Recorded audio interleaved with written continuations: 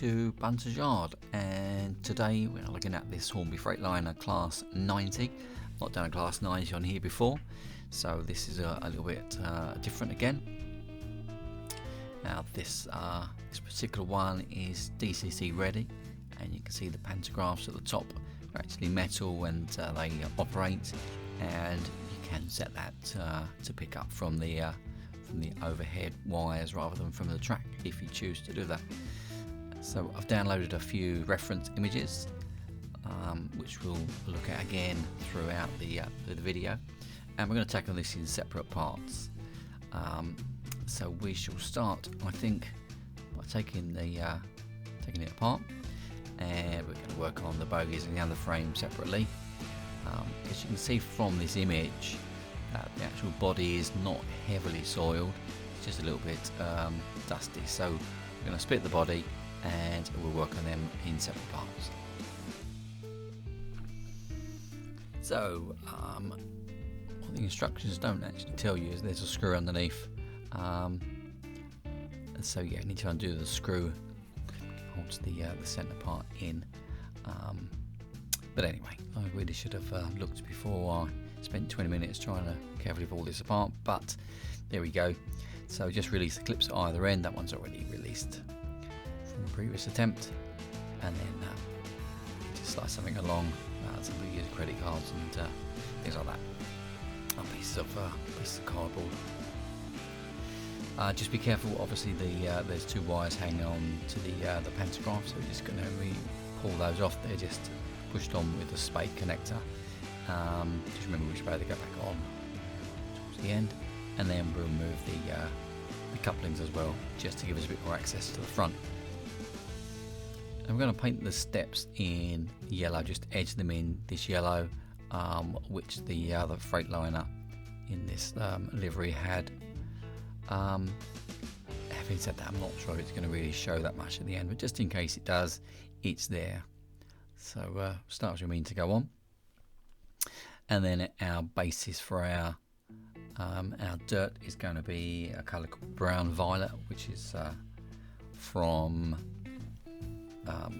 Vallejo, which is one of the model air colours. So we just use that straight into the airbrush, and it doesn't need any more thinning unless you want to, but it works quite well.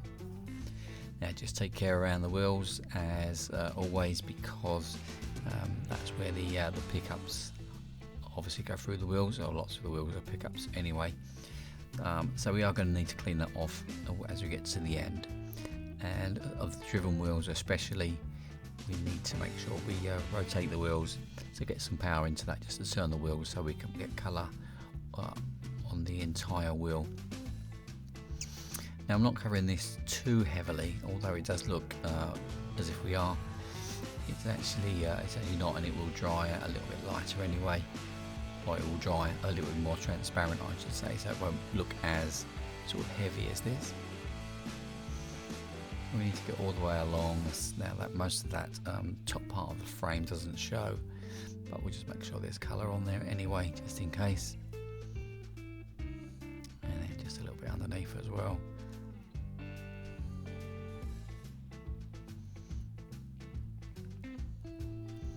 And just make sure you get this from all different angles, because otherwise you will end up with sort of a black patch here and there.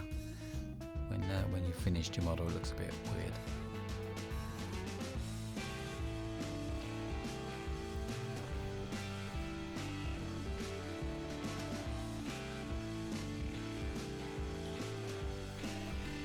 So our next colour of mud and grime is going to be dirt from, it's actually called dirt from Vallejo. And we're just using this to add in a couple of streaks here and there, and a couple of patches where it's a very slightly different shade of brown. So we're just going to do a couple of sort of highlights and patches here and there. We can use it to create streaks and I think just in contrasts, and add a bit of texture and interest to the loco. And if we're getting nice and close, turn the power on the brush down. It's about 10 psi here, and we can add in some finer sort of streaks there. The contrast between the two colours doesn't really show that much on this one, but definitely they're just a few shades apart. I really didn't want the contrast to be that great anyway. And then on the front, especially around the edges as well, we're just going to add a little highlight on the edge. And then we're going to dry brush. Now we dry brush in, as you probably know, put a little bit of paint on your brush, wipe off as much as you can. That's why we're using the paper tissue. And then as we sort of gently brush it across our loco, the high spots will keep the paint on, and the sort of lower parts of the detail won't catch anything. So it's quite subtle, you can just see it starting to go on there now. And you can use different colours. We could use a rusty brown, or we've used steel on the Class 66 recently, or gunmetal is popular with Tim at Scrapline. That's his new favourite, I think. It depends on what you're trying to achieve and what you're modelling. If you want bare metal to show through, then the silver and the metallics are going to be great for that. If it's just age and dirt, you may want to use the darker colours, dark browns, and the dark greys and blacks.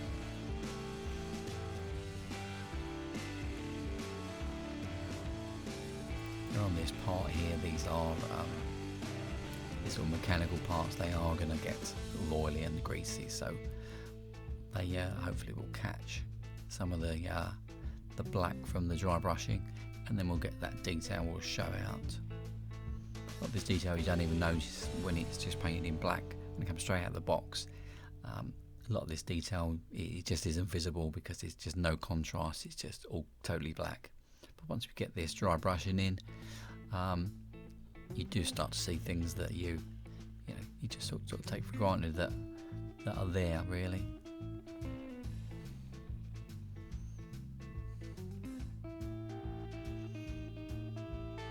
Just be careful, make sure your brush is really dry.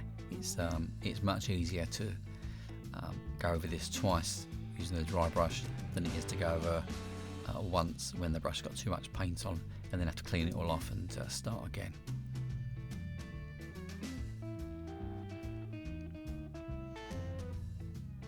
And then again, we're just back on the corners, we just add just to the edges. This just adds another line, another bit of interest.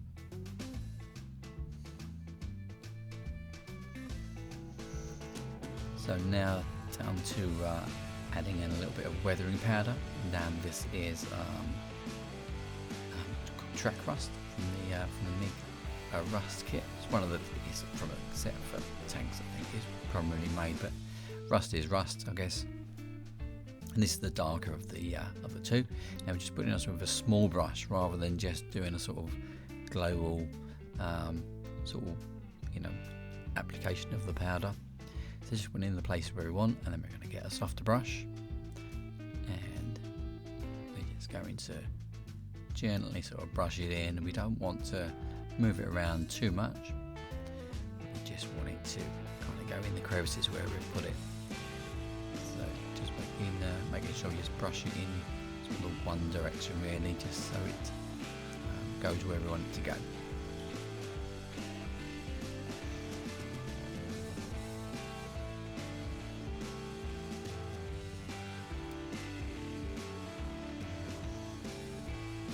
You have to kind of think where this rust would happen.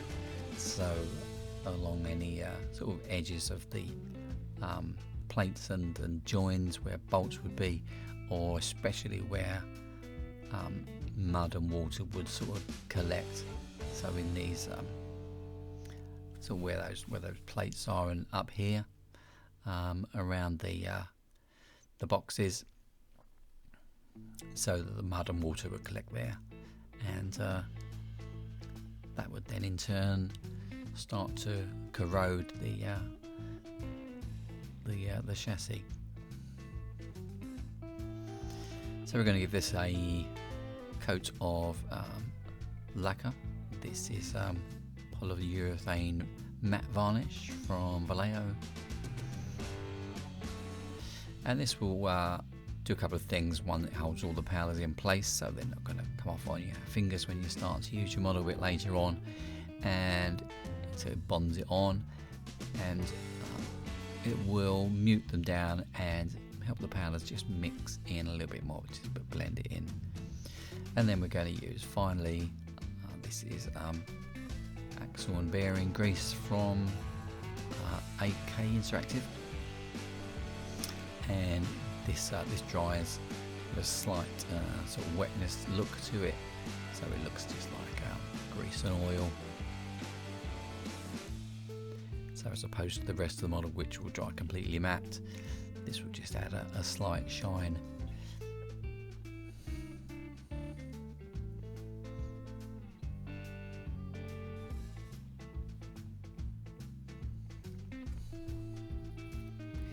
You just need to dab it on the places where you want it to be, and then just leave it, and it will find its own sort of level and spread itself out and blend in a little bit.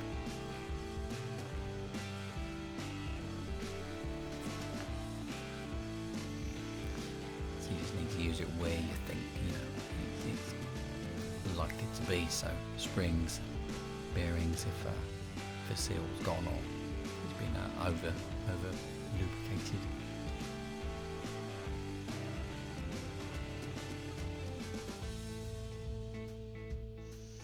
And then back to these, they look like pumps, I guess, of some sort. So there's possibly going to be some sort of spillage there, so we'll maybe overdo it a little bit, but that's kind of the thing we're after. Just leave it, and it will eventually, say, just find its own level and own mark.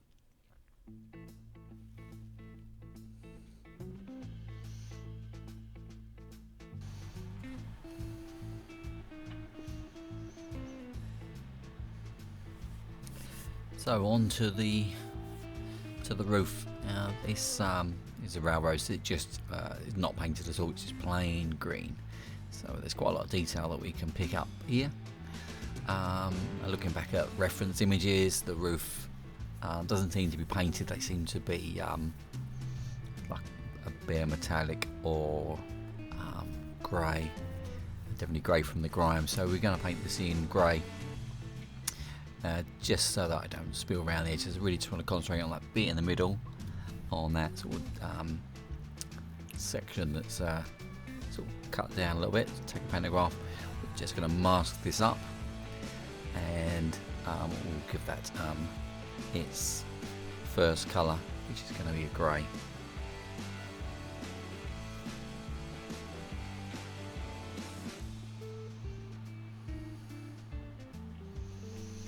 Just mask the whole body off, just in case I get a bit happy with the airbrush. And look, the windows as well are all covered up. So this is Panzer Dark Grey, which is a Model Air colour, so straight from the bottle, and it covers quite well actually. So I was quite pleased with this one. There's lots of different angles where all the little bits and sort of stick up, so you need to make sure you get this from every angle, otherwise you end up with bits of green, which is not a real issue, because maybe some of the roof was green, maybe originally it was in Freightliner green, I'm not sure. I think it's called British Racing Green, this one. I looked up on the website, I think it's some sort of racing green, I think it's called. But anyway, so we need to cover everything. Now we're not going to worry about these sort of insulators, because we're going to do a little work on those in a moment. We just want to get as much of the green covered as we can. I know I'm going to miss some bits, and in a minute when I look back on the video, it was shouting out at me, look, you missed me, but there you go. So I'm going to do as much of the pantograph as I can as well. We just don't want that to be a bare metal anymore. I'm going to avoid the pickup at the top, although I'm not personally going to use this one. with the live pantograph there, we still need to keep it clean anyway. So we're using airbrush cleaner just to clean back these insulators so we can see through. So it leaves a little bit of the grey paint on, which gives a nice little grimy effect. But these insulators normally are, you can normally see the colour. If you look in any of the pictures, or the few pictures there are online of this particular Class 90, the insulators are always, all the colours are always visible. So we'll just paint back those from every angle we can get to.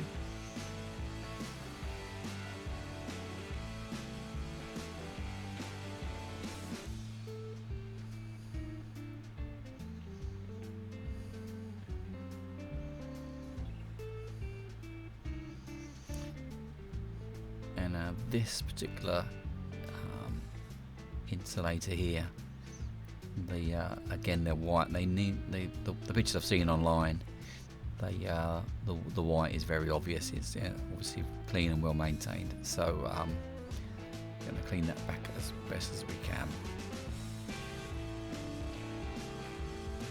Doesn't matter if you get a little bit left in. It just adds to the sort of shadow detail. Any of the grey that we miss.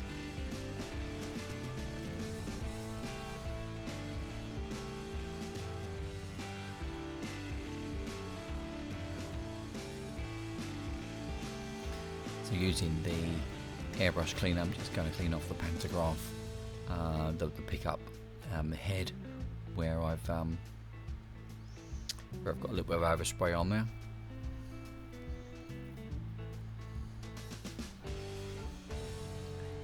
And then we can take the masking away once it's dry to the touch, which is just sort of 5 or 10 minutes with vallejo air. We've got a nice sharp edge, although we're going to blend this in a minute with a bit of colour, but kind of want to be in control of that at this stage rather than being exceptionally careful when we're doing the top part. So that's it, that's all ready to go. So the windows are like the sort of wiper arcs on those. So I've made these from just some masking tape. I've just, as you've seen, just placed a piece of masking tape over there, drew what I thought the arc looked like, then cut it out with a Stanley knife and popped it back in. So with the same grey, the pans of dark grey, we are just going to just blend the edges really. So along that roof line, just adding a bit of grey in there, just so it doesn't sort of stand out and show how clean it is compared to the roof. So just going to go along the edge, and then there's a couple of streaks as well, and then on the roof.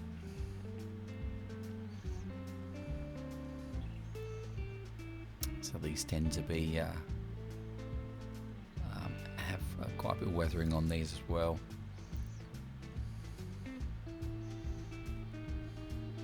Now I'm wondering if this gets some sort of fallout from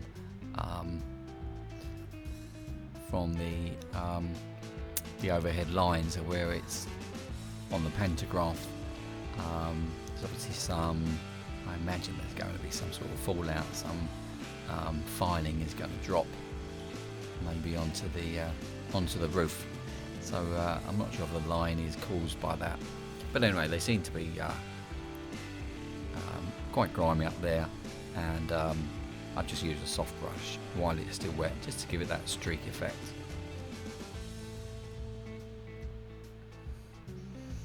And we'll do the same at the other end as well. It's just really to blend that sort of trailing edge in, so that it doesn't sort of stand out and being completely clean when the rest of it isn't going to be.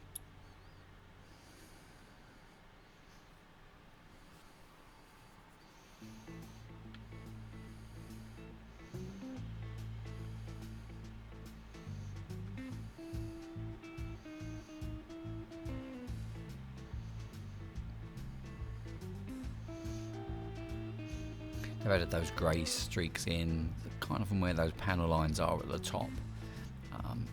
you would think that sort of water would collect and use those as like a gutter. So that's the thought of those particular streaks of grey.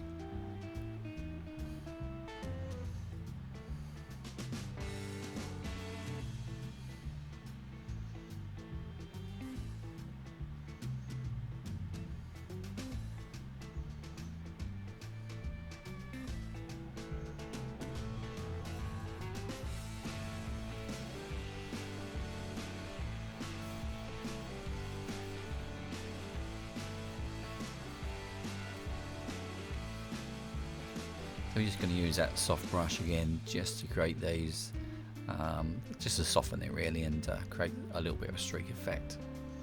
And onto the roof we are going to use dry brushing again. Now we've used that before, so we're using the steel colour here. These grills are normally silver or some sort of very light metallic anyway, and that's what we're going to do. So just using the steel again and the dry brush technique, so we knock off as much of the brush we can, and then as we go across the detail, all the raised areas picks up the paint, and it just creates that sort of worn edge, sort of metallic-y look. So it looks particularly good on this cross member here. It shows up really well. Pieces there on the side, whatever they're for. Sure someone knows, please do let me know.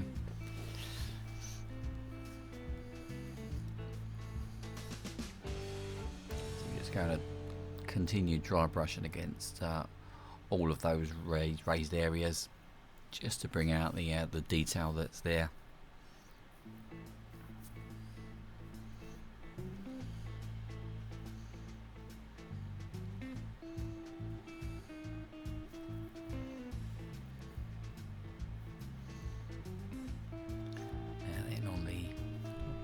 Pantograph as well, so you can see the edges of these. It just makes them really pop out. It's just such a nice simple effect.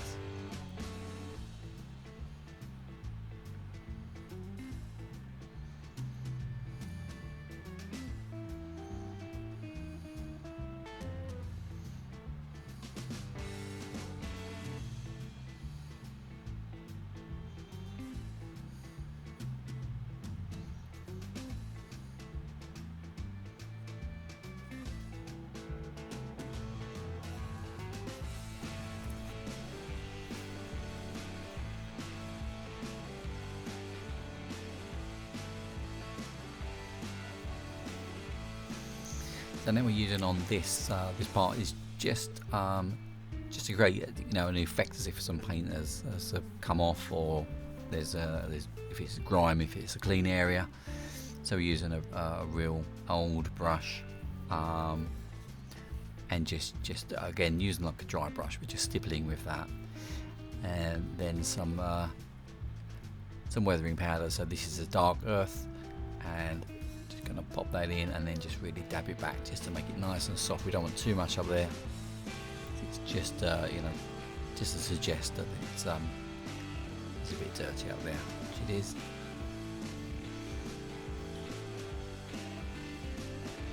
You just think where the powders, where the weathering would collect.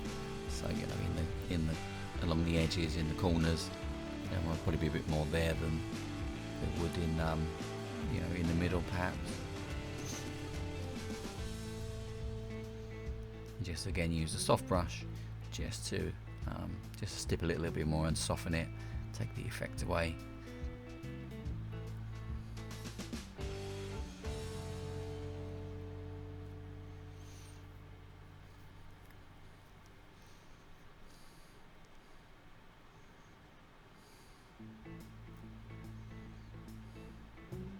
It's quite surprising how much detail is on the top of one of these roofs.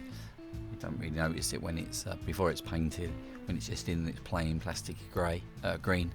It really doesn't notice, but something like this does really bring out a lot of the detail.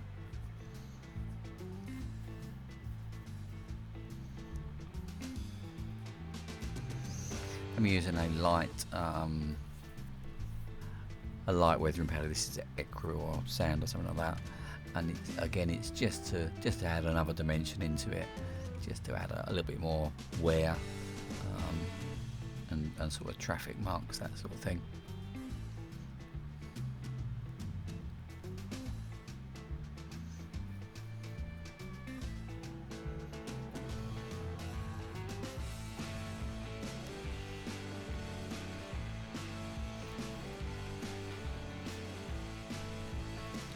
So now it's time to just reassemble the loco. Just pop the body back on, make sure the pantograph is connected, and then just to keep all the powders and everything we've done in place, we're just going to lacquer. We're just lacquering the top of this particular one at the minute, and this just keeps the, as I say, the powders in place. Make sure that you clean off the top of the pantograph again, the pickup, especially if you're going to use that for power on the overhead lines.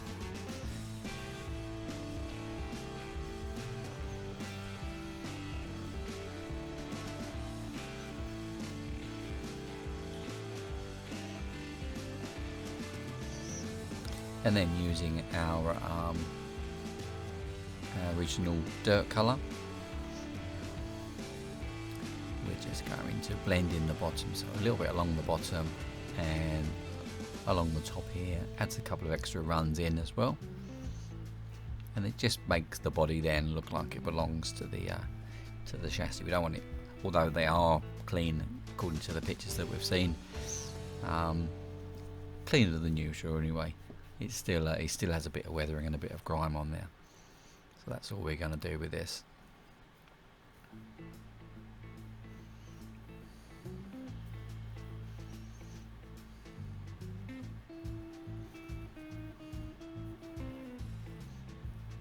And then on the front, we've still got our window wiper arcs in place, so we'll just blow in on the front, and then with the soft brush we'll brush it down.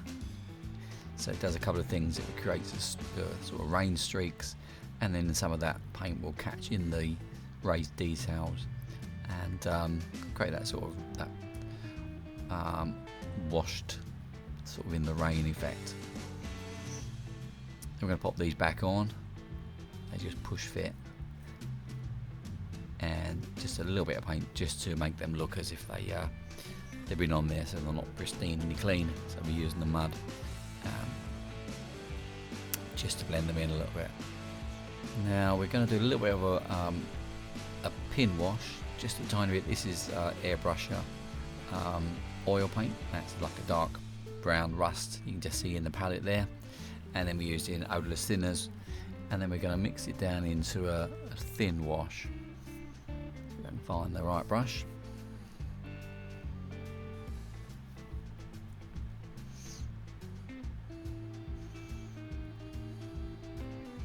I'm going to get it quite thin.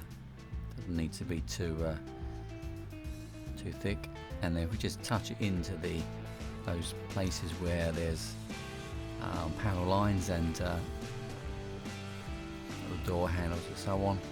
Just touch it, and the capillary action will take it around and fill those in.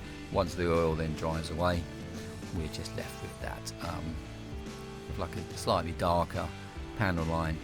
Makes it more obvious, just gives it a bit more depth and less model-like.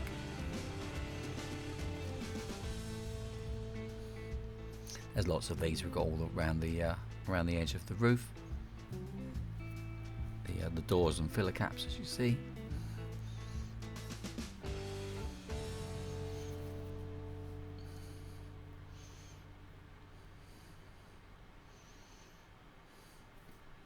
And then on the front as well, there's those details at the bottom of the cab.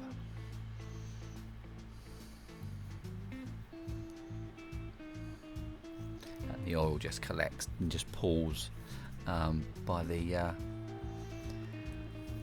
details there, so it gives it like a shadow effect. So we need to then take off these maskings for the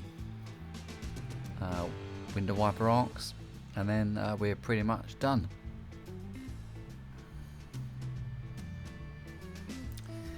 And that's it, finished.